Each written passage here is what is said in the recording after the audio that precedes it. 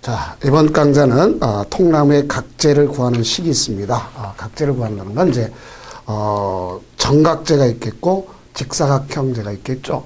그래서 이제 통나무가 있다면 이걸 갖다가 우리가 왔을 때 좀 그림 못 그려도 이해해 주세요. 이와 같이 여기 다 같다 이거죠. 자, 정각재로 다 짜는 것이 있겠고, 또 하나는 통나무가 있다면 이와 같이 직각재로 짜는 경우도 있다 이렇게 볼 수 있겠죠. 자, 이걸 우리가 정리해 주면 되는 거예요. 그럼 이제 통나무라는 건 원이기 때문에 여기에 의해서 그 피타고라스 정의에 의해서 볼 수 있지 않습니까? 그래서 특히 우리가 봤을 때 말구가 있죠. 그 말구에 지름을 갖다가 우리가 이제 뭐라 볼 수 있냐면 이렇게 해서 이 지름을 D라고 생각해 봅시다. 그럼 이 지름을 D라고 할 때, 이 정각재 정사각형 한 변을 갖다가 우리가 봤을 때 A라고 해봅시다. 그렇죠? 그러면 이와 같은 경우를 본다면 결국 우리가 이것도 또 여기 보면 한 변을 갖다가 A. 그러면 이제 A라는 것보다 이걸 갖다가 이제 B라고 한번 생각해 봅시다. 한쪽을 갖다가. 그러면 역시 뭐라 볼 수 있어요? A의 자승 플러스 B의 자승은 곧 뭐라 볼 수 있어요? 이 지름의 자승과 마찬가지죠.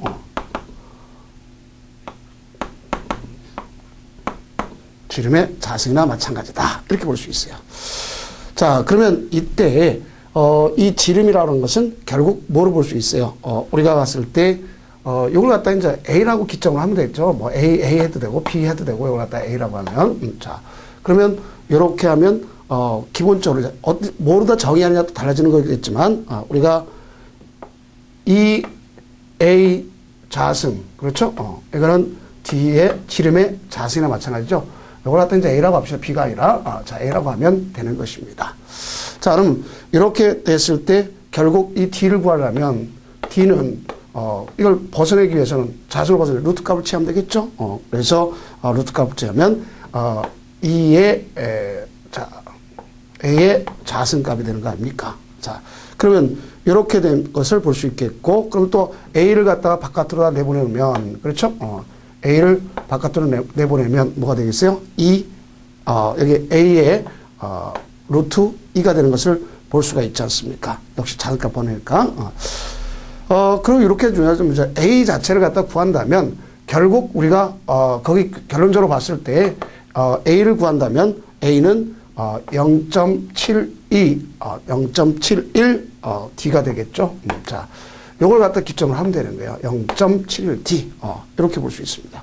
그럼 결국 우리가 그 정각재이기 때문에 여기다 뭐 A를 갖다 B로 했더니 얘나 같은 거 아닙니까? A나 B나 같은 거로 다 봐주면 되겠죠. 그래서 이제 이걸 갖다가 B 대신 A를 다 집어넣었던 것을 우리가 보시면 되겠습니다. 그 다음에 이제 뭐냐면, 직각형의 각재를 갖다 구할 때는 역시 뭘 갖다 볼 수 있어요? 역시 이걸 갖다가 긴 변과 짧은 변을 구분해야 되겠죠, 여기는. 아까는 A, B였지만 이걸 갖다가 B를 다시 같은 것으로 봤잖아요. 근데 여기는 A와 B가 다른 것이 바로 뭐라 볼 수 있어요? 직각재, 직사각형, 각재를 갖다 구할 때 구하는 것이다. 이렇게 볼 수 있지 않습니까? 그러면 이걸 식을 갖다 구한다 그러면 어떻게 구할 것이냐 우리가 좀 봐주면 되겠죠. 그러면 이거는 역시 우리가 이 D를 갖다가 기점하면 이걸 갖다가 지름으로 본다면 A의 자승 플러스 B의 자승은 D의 자승이구나 하는 것을 아시면 되겠죠. 그럼 여기서 우리가 A만을 갖다가 기점으로 해서 끌어낸다면 결론적으로 하면 루트 값을 취해서 뭐가 되겠어요? A 플러스 D. 그렇죠? B. 자, 그래서, 또, T 마이너스 B. 요게 되겠죠? 자, 이렇게 구하면 A 값이 나오는구나. 이렇게 보시면 되겠습니다. 자, 요것은 이제, 하나의 구하는 방식에 대한, 정의를 갖다 해놓은 거죠? 자, 이렇게 좀 알아두시면 되겠고. 다음은 이제 인목의, 재적 측정. 요거에 대해서 나가도록 하겠습니다. 인목의 재적을 측정한다. 그럼 인목의 재적을 측정하려면 그 요소가 있어야 될 거 아닙니까? 그렇죠? 그럼 가장 대표적인 것은 이 재적 측정하는데 요소가 바로 뭐가 있느냐 이걸 아셔야 되겠죠. 요소는 제일 먼저 이런 것들처럼 나무의 지름을 갖다 알아야 되겠죠. 나무의 지름을 갖다 알아야 됩니다. 그 다음에 우리는 그 나무의 높이, 높이를 하셔야 되고. 그 다음에 또 뭐가 있냐면 그 나무에 대한 관점에서 우리가 형수를 알아야 된다. 이렇게 볼 수 있습니다. 그래서 이제 그걸 구하는 것이 이게 기본적인 3요소로다 볼 수가 있습니다.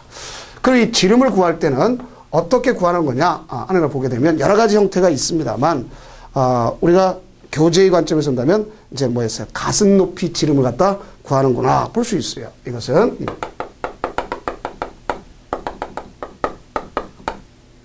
가슴 높이 지름을 구하는구나.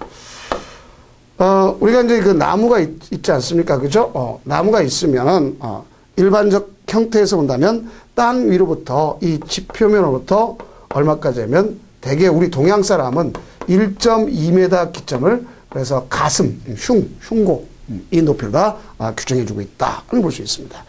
그래서 우리나라도 역시 마찬가지로 이렇게 1.2m를 기점으로 하고 서양은 우리보다 조금 더 기니까 1.3m를 기점으로 해서 이루어지고 있습니다. 그래서 이걸 갖다가 그 가슴 높이에 있는 여기를 갖다가 이제 단적으로 측정하는 겁니다. 잘라가지고 측정하는 것을 우리가 볼 수 있겠죠. 그래서 가슴 높이의 즉 흉구의 단적 측정 기구로서는 뭐가 있냐? 고로센바흐의 흉구 단적 그 측정기가 있겠고, 그다음에 스피겔의 흉고 그 단적 측정기가 있다. 이렇게 볼 수가 있습니다. 그래서 그걸 갖다 우리가 정리해 주면 되겠고, 자 그러면 이제 뭐가 있냐면 이런 것 하면서 이제 관략이 필요한 경우도 있다는 것이에요. 그 지름을 측정할 때에 그 일정한 지름의 범위를 정해야 되겠죠. 그 일정한 지름의 범위를 정하는 그 모두를 이용해 가지고 그 범위 내에 있는 중앙값을 갖게 하는 것, 이걸 갖다가 관략이라고 하는 것이다 볼 수 있습니다. 관략. 자, 그래서 이제 눈금에 관한 관점에 보니까 예를 들어서 우리가 2cm로다가 뭐하도록 되어 있어요? 우리나라는 대개 보면 관략하는 것을 볼 수가 있습니다. 그러면 2cm 만약에 그래서 측정한 눈금을 기점으로 보니까 예를 들어서 2cm다. 그러면 양쪽에 기점을 해서 1과 3 사이 이렇게 되는 것이 볼 수 있겠고요. 또 우리가 만약에 그 2cm와 4cm다. 그러면 거기 3cm 이렇게 해서 우리나라는 보통 2cm를 관략으로 사용하고 있다 하는 걸 볼 수 있습니다. 그럼 만약에 예를 들어서 2cm 관략을 한다. 그러면 만약에 지름 재보니까 이쪽과 이쪽에 보니까 하나가 5고 하나가 만약에 7이다. 그러면 여기에 대해서 6cm를 갖다가 기점을 하는 것이다. 이렇게 보시면 되겠습니다. 그래서 기록할 때 모두 몇 cm로 기록해요? 6cm. 왜? 이쪽 기록하는 5cm, 이쪽 기록하는 7cm니까 이렇게 정리를 하면 되겠습니다. 그리고 이때 지름을 측정하는 것은 뭐가 있겠어요? 가장 간단한 것은 자루다 재보면 되겠죠? 자루다가. 자, 그 다음에 두 번째는 윤척이라고 하는 우리가 쓸 때 뭐 있어요? 칼리퍼라고 할 수 있는 윤척. 그래서 휴대가 가장 간단한 걸 볼 수 있습니다. 그래서 뭐 금속재는 목재로 만들어져 있는 것을 볼 수가 있습니다. 그걸 갖다 정리 좀 되겠고. 그러면 이때 이걸 갖다 사용하는 주의 방법이 우리 교재에 써 있어요. 그래서 그 주의 방법, 주의할 점 이것만 좀 보시면 되겠죠. 자, 그래서 보니까 고정각과 유동각 자에 직각이 되도록 해야 되겠고, 자는 나무 줄기에 직각이 되도록 된다. 또 자와 두 다리에는 나무에 그 뭐가 있어요? 꼭 닿도록 해야 된다. 자와 두 다리. 그다음 자를 나무에 대어 놓을 때는 그 눈금은 나무에 대놓고 그 눈금을 갖다가 읽어야 되겠죠. 그다음 측정 위치, 가지, 마디 또는 혹이 있으면 그 아래를 재어서 평균을 갖다 구하는 것이다. 이렇게 볼 수 있습니다. 그래서 간략하는 게 가장 좋은 방법이겠고, 그다음 또 하나는 뭐냐면 지름 테이프가 있습니다. 자, 지름 테이프라는 것은 나무의 그 둘레를 갖다가 지름 곱하기 여러분들 잘 아는 것처럼 우리가 뭐 있어요? 3.1459라고 할 수 있는 이걸 갖다 곱해주는 그러한 지름나무 테이프가 있다는 것을 볼 수 있습니다. 그 다음에 이제 빌트모어라고 하는 것이 있어요. 이거는 약 뭐가 되냐면 30cm 30cm 정도의 자르가 되어 있다는 것을 볼 수 있습니다. 그래서 이거는 그 빌트모어 스틱이라고 하는 것은 30cm 정도의 잔데 어떻게 보는 건지 눈에서 50cm 정도 떨어져 있는 잇목의 지름과 또 그 평행하게 자를 대서 눈에서 나무줄기 양 끝에 연결하고 있는 선을 그어서 그 두 선과의 교차하는 길이를 통해서 알 수 있는 것을 뭐라고 쓰면 빌트모 스틱이라고 하는 것을 볼 수가 있습니다. 그래서 빌트모 스틱을 구하는 공식을 갖다 본다면 우리가 거리를 갖다가 S라고 본다면 거기에 대해서 그 나무의 지름을 D, 그러면 거리는 루트 값을 취하면 되겠죠. 1 플러스 50에 대한 D, 거기에 대한 분의 뭐 있어요? 안에 지름 D로다가 나누면 될 것이다 볼 수 있습니다. 그 다음에 이제 우리가 스피 측정구가 있습니다. 스피라고 하는 것은 나무 껍질을 갖다가 측정하는 것을 기구를 얘기하는 거죠. 그래서 그 스피 측정구 그걸 갖다 볼 수가 있습니다. 그 다음에 이제 뭐가 있냐면 섹터 포크가 있어요. 그래서 섹터 포크는 우리 그 교재의 관점에서 보니까 눈금의 위치, 그 다음에 나무를 갖다 봤을 때 하나의 그 중간 안에 그려놓는 걸 볼 수 있겠죠. 자, 그 다음에 이제 포물선 윤척이 있다. 이렇게 볼 수 있어요. 그러니까 이런 것은 다 이미 기기가 되어 있기 때문에 그 하는 방법을 우리가 보시면 되겠고, 다음에 이제 뭐가 있냐면 나무의 높이 측정. 자, 지금 이제 지름이를 그랬지 않습니까? 그 다음에 이제 나무의 높이를 측정하는 것, 수고라고 그러죠. 옛날에는 수고, 나무의 높이를 측정하는 것. 그래서 이 수고를 사용해서 하는 것이 대표적으로 뭐냐면 수고 측정기가 있습니다. 그래서 수고 측정기, 수고 측정기. 이거는 우리가 측곡이라고도 합니다. 이걸 갖다가 측곡이라고도 하는 것이다. 이렇게 볼 수 있습니다. 그래서 우리 교재에 있는 것처럼 삼각형을 닮은 것으로서 앞에 추가 있겠고 거기에 원통을 통해서 그 수평 거리를 재는 것을 볼 수가 있습니다. 그래서 여기는 이것의 수고 측정기에는 뭐가 있느냐?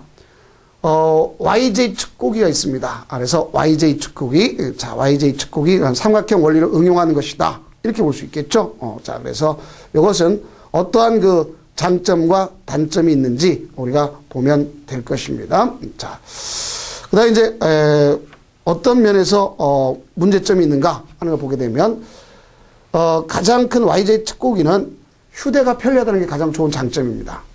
그런데, 수고 눈금자가 톱니로 되어 읽기도 좋다는 장점이 있어요. 휴대도 편하고 읽기도 좋다는 장점이 있는데, 문제는 추가 흔들 염려가 있겠고, 그다음 수평거리를 갖다 측정해야 되기 때문에, 자, 2번 측정해야 하는 불편이 있다. 이런 걸 볼 수 있습니다. 그래서 휴대가 간편하다 하는 거 잘 아시면 되겠고, 수고의 눈금자가 톱니로 되어 있기 때문에 읽기 편하다. 근데 추가 흔들린다. 또 수평거리를 되려면 2번 사용해야 된다. 이런 단점이 있습니다.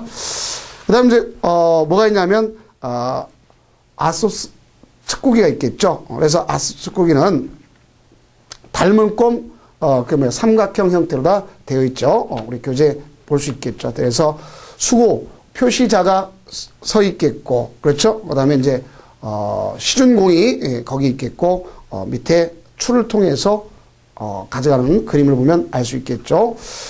자, 그러면 이런 경우는, YJ 측고기의 그 단점을 보완하는 것이라고 볼 수 있습니다. 왜? 그, 수평거리를 갖다 측정해야 되는 단점을 보완하기 위해서 만든 것이 바로 이 아수스 측고기다. 이렇게 보시면 되겠습니다. 그래서 이거는, 경사거리를 갖다가, 측정해서 한 번 측정으로 수고를 갖다가 구할 수 있는 것이다. 그래서 이건 경사, 이걸 꼭 아시기 바랍니다.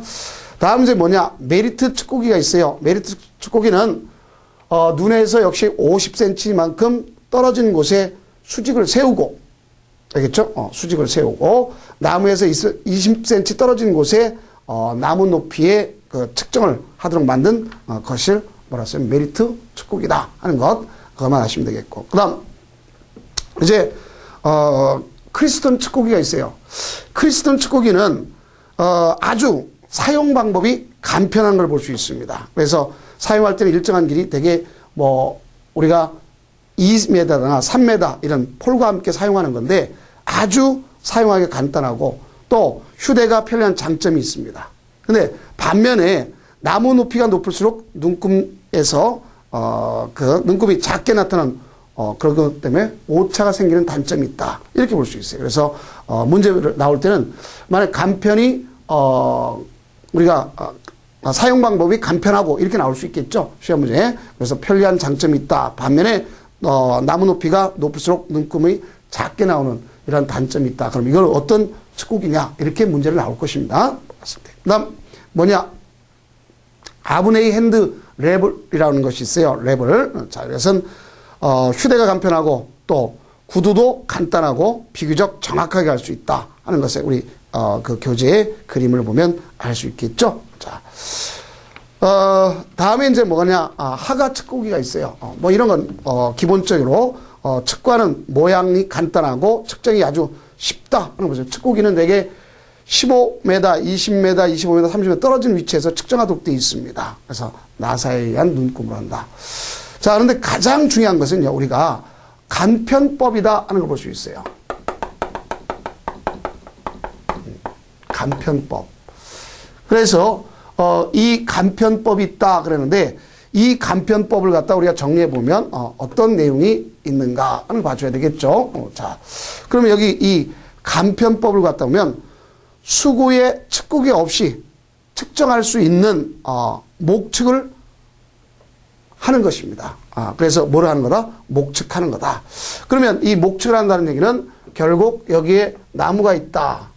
그렇죠? 그럼 이 나무가 있으면 우리가 이것에 의한 삼각형 원리 가지고 재는 것을 볼 수가 있습니다. 그래서 나무 높이를 갖다 여기를 이 지점을 C라고 하고 그 다음 요걸 B라고 하고 자 여기 점을 갖다 A라고 해봅시다.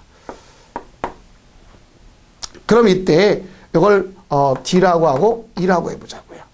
그럼 여기서 보면 대개 이등변 삼각형을 응용해서 하는 것을 볼 수 있습니다. 그래서 이거는 60에서 90cm 길이의 자를 수직으로 세워놓는 겁니다.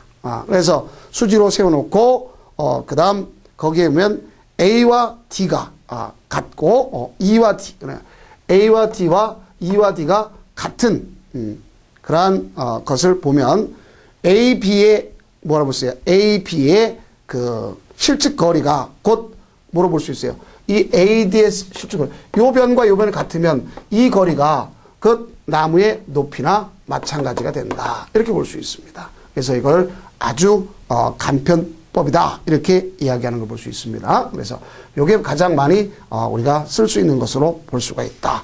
볼 수 있어요. 자, 그 다음에 이제 뭐가 있냐면 임목 제적 측정법이 있다. 이렇게 볼 수 있습니다. 그래서 이제 이거는 임목 제적 측정. 자.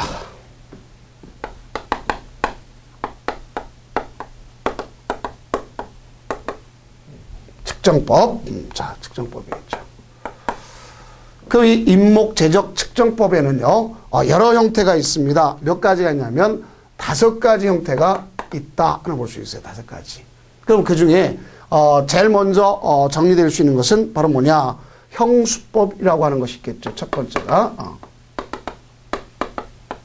형수법.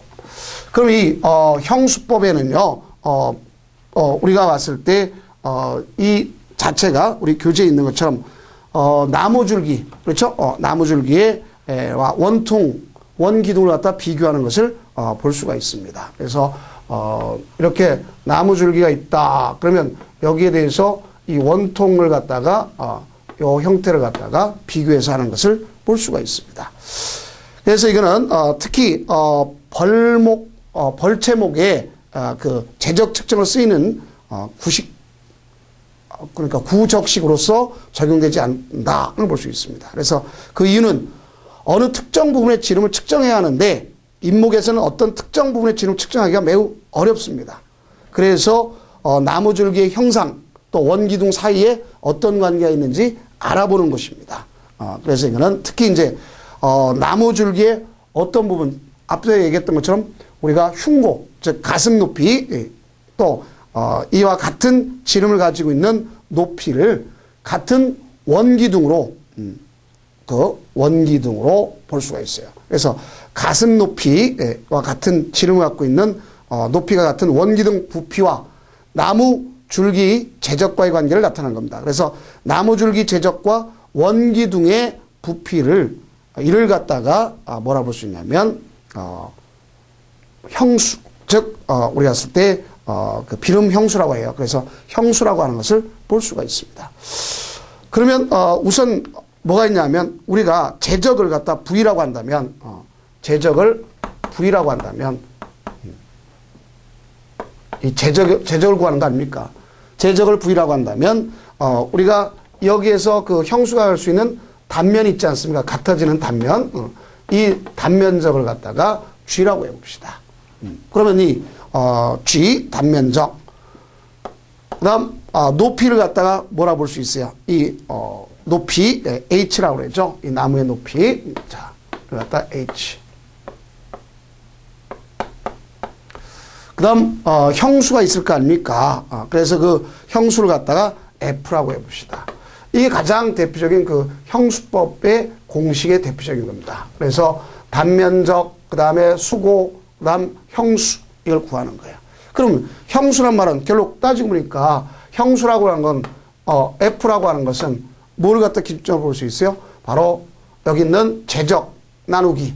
그렇죠? GH가 되는구나. 단면적인 높이가 되는구나. 이렇게 볼 수 있어요. 그래서 이런 경우가 있다는 걸 볼 수 있어요. 그래서 형수도 그 방법이 몇 가지 하면 정형수가 있겠고, 두 번째는 절대형수가 있겠고, 또 가슴 높이의 형수가 있습니다. 그래서 특히 이제 우리 가슴 높이의 형수를 뭐라면 제적계수라고 한다 하는 것을 여러분들이 좀 아시기 바랍니다.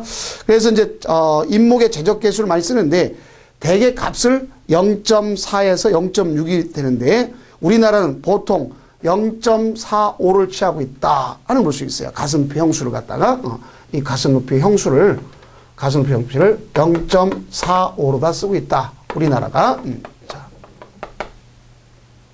이렇게 보시면 되겠습니다. 그래서 가슴높이 형수는 수종이라든가 수령이라든가 아니면 나무 높이 또 지위 또 가슴 높이 지름의 수간 밀도 지하고 등에 따라 달라질 수 있는 것을 볼 수가 있습니다. 다음 또 뭐가 있냐면 단목 형수가 있어요. 단목 형수. 크기 모양과 비슷한 나무를 몇 개 모아가지고 각각의 형수를 갖다 구한 값을 평균값으로 하는 것을 그 단목 형수라는데 이걸 갖다 인목제적표라고도 하는 겁니다. 그걸 만든 걸 인목제적표. 그 다음에 이제 인분형수가 있습니다.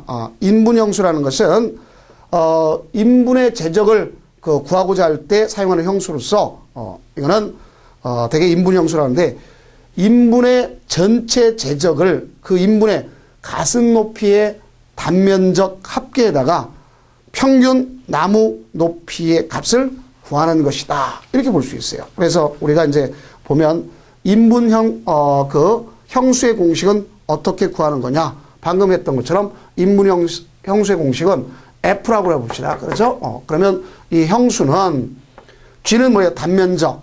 그다음에 건물의 그 나무의 높이 H. 그다음 요거는 제적. 이렇게 되는 것을 볼 수가 있지 않습니까? 그래서 특히 요거는 인분 전체의 제적 이렇게 구할 수가 있습니다. 자, 그 나무 높이 부분에 따라 형수는 이제 수간 형수가 있고 지간 형수가 있겠고 그다음 근수 형수가 있습니다. 그다음 지름 높이, 지름 높이 위치에 따라 가슴 높이 우리가 뭐가 있어요?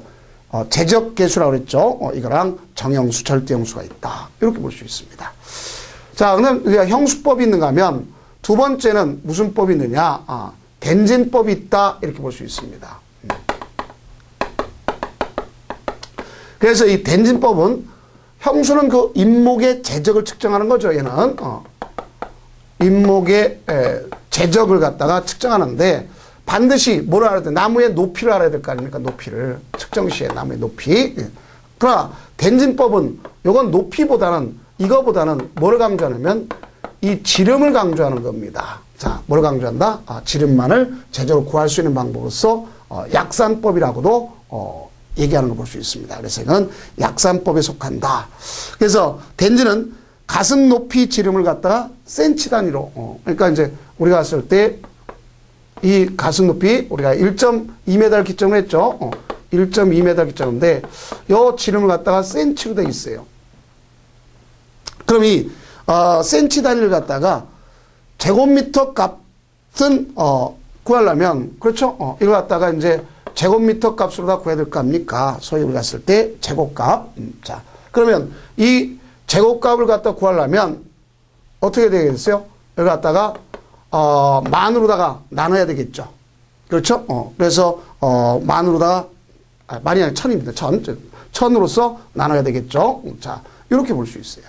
그러면 결국 우리가 쓸 때 이것이 제곱값이 나오는 것을 볼 수가 있습니다. 그래서 그 제곱 세제곱이겠죠. 세제곱 단위의 제적을 갖다 구할 수 있는 것이다. 볼 수 있어요. 그럼 이거는 어떻게 우리가 근거하는 거냐 본다면 대인진법을 갖다가 관점에서 보면 제적은 V는 자 뭐라고 쓰면 앞서 배운 것처럼 이게 단면적 그렇죠? 단면적 자 곱하기 높이 곱하기 형수 이거 대신 이게 이제 우리가 형수법에서 구한 거 아닙니까? 그거 대신 뭐냐 4분의 파이 자 여기에다가 곱하기 지름의 자승 또 곱하기 h 그러니까 요것 대신 요걸 갖다 집어넣는 거예요. 가슴 지름으로다가 자 그러면 여기 뭐냐면 높이와 똑같지 뭐 높이 그다음에 형수 이것을 볼 수가 있습니다. 자 그러면 결국 우리가 이걸 갖다 구한다는 것을 알 수가 있겠죠. 자 그러면 대인진법의 경우에서 본다면 4분의 그 지름의 자승 곱하기 파이 그다음에 나무 높이 곱하기 형수 이걸 갖다가 아시면 될 것이다. 이렇게 볼 수 있어요. 이것이 가장 대표적 예로다가 들 수 있습니다. 그럼 여기서 형수라고 하는 것은 결국 따지고 보면 이걸 다시 정한다면 자 어떻게 정할 수 있겠어요? 자 4분의 지름의 자승 자 곱하기 파이 그렇죠? 파이 자 곱하기 높이 나무의 높이 곱하기 형수 이렇게 되겠죠. 그렇죠? 이거는 그러면 다시 정리를 갖다 해보면 이걸 갖다 해보면 어떻게 되겠어요? 바로 4 곱하기 여기 얼마가 되는 알 수 있어요? 만. 왜 이게 만이 되는 거냐 하는 것을 아시면 되겠죠? 자, 그 다음 거기에 대한 지름의 자승 곱하기 파이 그 다음에 높이 형수 이게 되는 것을 알 수 있겠죠. 그러면 이걸 갖다가 구하면 얼마가 나오느냐 봤을 때 만약에 우리 그 교재에 주어진 값대로 다 얘기한다면 자 거기 뭐예요? 나무의 높이가 얼마랬어요? 25m랬습니다. 형수가 0.51이랬어요. 그러면 이때 구하는 방법은 어떻게 구할 것이냐 하는 걸 나와야 되겠죠. 그럼 우리가 거기 본다면 기본적으로 이걸 기준점으로 삼으면 되겠네요. 자, 파이에 곱하기 높이 곱하기 형수. 그렇죠? 그럼 파이는 우리가 3.14 아닙니까? 그러면 3.14 곱하기 높이가 얼마였어요? 25. 곱하기 형수가 얼마? 0.51. 그럼 약 40이 된다 하는 것을 아시면 되겠죠. 그러면 결국 이 안에다 집어넣는다면 제적은 V 곱하기 자 V는 제적은 4 곱하기 만분의 뒤에 자승이잖아요. 그죠? 뒤에 자승 곱하기 여기 있는 거 대신 형수 대신 뭘 갖다 구했어요? 앞에서 구한 거? 요거 구했잖아요. 요걸 얼마였어요? 40. 그렇죠? 그러면 결국 얼마로 볼 수 있느냐? 우리가 1000분의 뭐가 되겠어요?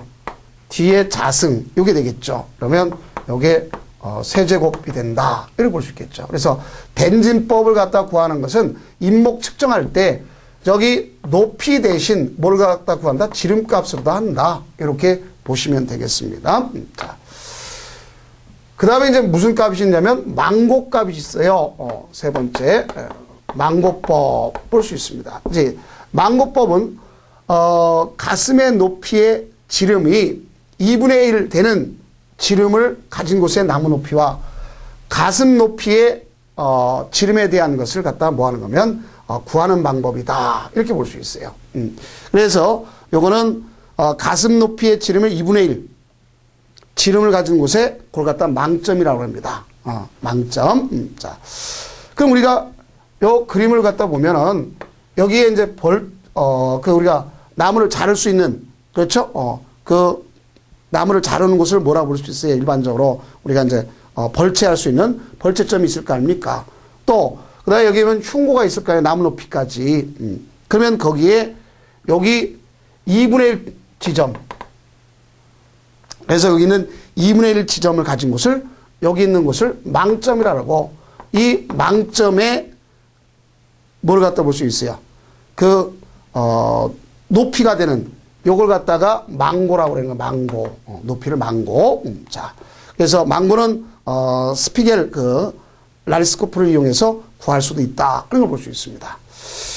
그런데 대개 높이는 그 나무 높이는 대개 60에서 80% 값으로서 구하고, 그러면 가장 많은 게 뭐였어요? 우리는 70% 정도로 하고, 이거는 약산법을 해서 망고를 갖다가 얼마라면 0.7H로 0.7H로 구하면 될 것이다. 이렇게 볼 수 있어요. 0.7H로 구한다. 그럼 망고를 갖다 측정하면 벌채점 이상의 잇목의 그 간제적의 식을 구할 수가 있다. 그래갔죠. 그럼 이건 식을 구하는 방법. 그러니까 이건 일반적으로 암기할 수밖에 없습니다. 식을 구하는 것은 제적은 그렇죠. 3분의 2 그다음 우리가 단면적에다가 높이가 있지 않습니까? 높이 플러스 2분의 m. 그러니까 이때 이 m이라고 하는 것은 뭘 갖다 나타나는 거예요? 벌채점에서 가슴 높이까지의 높이를 갖다가 m이라는 거고, h는 망고를 갖다 얘기하는 겁니다. 자, 그러면 이렇게 구하면 될 것이다. 그런 걸 알 수 있어요. 그럼 이와 같이 그 망고법이 있겠고, 그 다음 넘어가면 이제 뭐가 있냐면 잇목 제적표법이 있습니다.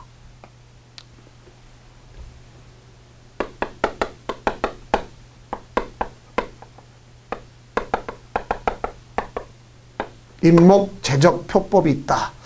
그 잇목 제적이라고 하는 것은 제적을 산출하는 요소인 지름, 나무 높이, 그 다음 형수들을 사용해서 수종별로 미리 계산해 놓은 겁니다. 그걸 갖다가 잇목 제적표라고 그러죠. 잇목 제적표. 그럼 이 잇목 제적표를 갖다 구하는데, 그건 여러 가지로 분류를 갖다 할 수 있어요. 그래서 수종에 의한 분류, 또 인자에 의한 분류, 또 제적의 종류에 의한 분류, 또 나무 부분에 대한 분류, 또 자료 수집 구역에 대한 분류, 또 나가서 이용 제적표 이게 있을 수 있겠고, 또 잇목 제적표 이런 것이 있을 수가 있습니다. 그러면 우선 수종별로 표시하는 것이 있고, 수종에 뭐가 있어요? 모임별로 표시하는 게 있어요. 수종의 모임별이란 건 뭐예요? 침엽수나 활엽수 이런 별로 만드는 거고, 인자에 의한 분류다. 그런데 인자는 가슴 높이 지름을 함수로 하는 것. 대개 이제 미국에서 지방적인 제적표로 많이 쓰는데, 자, 지름과 나무 높이를 함수로 하는 것, 일반적 제적으로 쓰는 겁니다. 그 다음 가슴 높이의 지름, 그 다음에 나무 높이 형수를 함수로 하는 것, 정확도가 매우 높죠. 복잡한 계산일 때 많이 쓰고 있지 않습니다. 그 다음 제적의 종류는 나무줄기 제적, 소위 우리가 쓸 때 잇목 제적이라고 하죠. 그래서 이 잇목 제적 표시는 축척과 생장량 측정을 갖다 이용하는 데 쓰는 것이 나무줄기 제적이다. 그걸 알 수 있습니다. 그 다음 이용 제적이라는 건 잇목에서 이용이 가능한 제적을 가리키는데, 이용 제적은 이용률을 표시하는, 소위 말구지름 몇 센치를 갖다 사용하느냐, 말구지름이 6cm 이상인 것을 대상으로 한다. 그래서 이용 제적은 말구지름이 6cm 이상인 것을 대상으로 한다. 볼 수 있습니다. 그 다음 나무 부분에 따라서 이제 뭐냐, 성제 제적이 있습니다. 그 나무줄기 제적 중 말구지름 역시 6cm 이상의 그 잇목 제적을 얘기하는 거고, 그 다음 나무줄기의 성제 제적이 있어요. 그 나무줄기의 제적 전체를 표시하는데, 말구주름 6cm 미만인 부분까지도 포함하는 것이 나무줄기 성제 제적이다 볼 수 있습니다. 그 다음 이제 뭐 자료 수집에 따라 일반적 제적표가 있겠고 지방적 제적표가 있다 볼 수 있겠죠. 그러면 우리가 이제 가장 중요한 우리나라에서 가장 많이 쓰이는 것이 어떤 거냐면 말구 지름 제곱법이다 하는 것을 알 수 있어요. 우리나라에서 가장 많이 쓰는 것.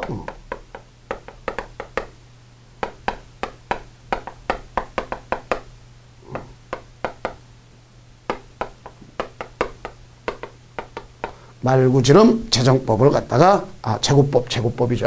제곱법. 이걸 갖다 지름 제곱법. 이걸 갖다 우리나라가 가장 많이 사용하는 공식이다. 그러면 이제 제적 단위는 뭐냐 보시면 제적이니까 그 세제곱미터를 갖다 쓰고 있더라. 볼 수 단위는 세제곱미터를 쓰고 있다. 볼 수 있습니다. 그다음 이제 임목 제적표가 있는데 임목 제적표는 만드는 방법 따라서 이제 곡선도법이 있겠고 그다음 형수법이 있겠고 수식법이 있다. 볼 수 있습니다. 자, 그다음 이제 뭐가 있냐면 다섯 번째 마지막으로 보면 어떤 그 임목 제적 측정법이 있느냐 그래준다면 목측법이 있습니다. 목측법. 그럼 여기 이 목측법이다 그러는데 이거는 눈으로 임목을 갖다가 제적을 측정하기 때문에 많은 경험, 소위 숙련된 사람이 있어야 돼요. 그러면 만약에 숙련되지 않았던 오차가 많이 생기는 걸 볼 수 있습니다. 그래서 이게 목측법에는 뭐가 있느냐? 직접 목측법이 있겠고 간접 목측법이 있습니다. 그래서 직접 목측법, 임목을 보고 곧바로 그 제적을 측정하는 것이 갖다가 나타나는 거죠. 이것은 고도의 숙련도가 있어야 되겠죠. 그 다음 간접 측정법이라는 것은 자 뭐가 있냐면 필요한 나무의 줄기 지름, 나무의 높이 등을 갖다가 목측한 후에 그 수치를 공식에 대입해 가지고 그 제적을 계산하는 방법이죠. 그러면 이때 목측 제적 측량 시 주의할 점. 자, 이런 교재 나왔죠. 자, 어떤 경우 있느냐? 측정하려는 나무에서 거리를 항상 일정하게 해야 되는 것. 두 번째는 경사지에서는 경사면 위에서 측정하는 것이 오차가 적다는 것. 목측을. 자, 그다음 맑은 날 햇볕을 향해서 측정하게 하면 높게 하고 그렇죠? 높게 보이는 거죠. 그다음에 햇볕을 등지하면 낮게 보이는 형태를 볼 수 있다. 다음엔 나무의 껍질이 거칠고 검은 것은 작게 보이고 매끄럽고 선명한 것은 비교적 크게 보인다 하는 것을 볼 수 있겠고 나무 높이의 눈을 측정할 때는 나무 높이와 같은 거리에 측정하는 것이 좋고 밑등 높이는 대개 1m, 2m, 3m 등의 거리에서 순차적으로 측정하는 것이 좋도록 되어 있다는 걸 볼 수 있습니다. 그다음에 지름을 측정할 때는 임목에서 7, 8보 걸음 떨어진 곳에서 측정하면 오차가 적다 이렇게 볼 수 있습니다. 그럼 우리나라는 산림청에서 쓰고 있는 임목 제적 측정법이라고 하는데 현행 임목의 그 간 제적은 형수법으로서 그 산출하고 있다 볼 수 있어요. 자, 무슨 법으로 하고 있다? 형수법으로 하고 있다 볼 수 있습니다. 그다음에 제적의 제적 산출은 어떻게 구하는 거냐? 그 구하는 식을 여러분들이 좀 아시면 되겠습니다. 제적을 구하는 식은. 그럼 대개 우리나라가 쓰고 있는 제적을 갖다 구하는 식은 어떤 식이냐? 이것만 꼭 아시면 돼요. 여태까지 했던 거 뭐 형수법, 된진법 그럴 때 그 형수법 공식하고 된진법 공식, 그다음에 만국법 공식 좀 여러분들이 좀 이해하시고, 그다음에 우리나라가 지금 쓰고 있는 즉 산림청이었죠. 그러면 우리가 나왔을 때 그 산림청에서 사용하고 있는 것은 어떤 것을 쓰고 있느냐? 제적을 부위라고 한다면, 여기에 만분의, 그렇죠? 만분의. 자, 지름. 우리나라는 뭐예요? 센치로 다 쓰고 있죠? 그래서, 제곱 센치. 센치로 다 쓰고 있잖아요. 이것 때문에 여기 만이란 말을 쓸 수 있는 것을 알 수 있어요. 센치를 뭐로다 해야 되니까 미터로다 구해야 되니까 곱하기 원주율 원주율. 그래서 원주율은 대개 0.785를 갖다 쓰고 있어요. 원주율. 자, 여기에서 곱하기 수고를 나무의 높이째 수고. 자, 그 다음에 이제 곱하기 형수인데 형수는 이미 앞에서 얘기했죠. 0.45로다가 기점이 된다. 이렇게 이야기한 것을 보시면 되겠습니다. 자, 그러면 지금까지 이야기한 것은 바로 뭐에 대한 내용을 갖다 설명했냐면 우리가 그 인목 재적 측정법에 대해서 이야기했다. 이렇게 보시면 되겠습니다. 자, 간단히 여기까지 하고 다음 강좌는 인분 재적 측정 요거 나가도록 하겠습니다.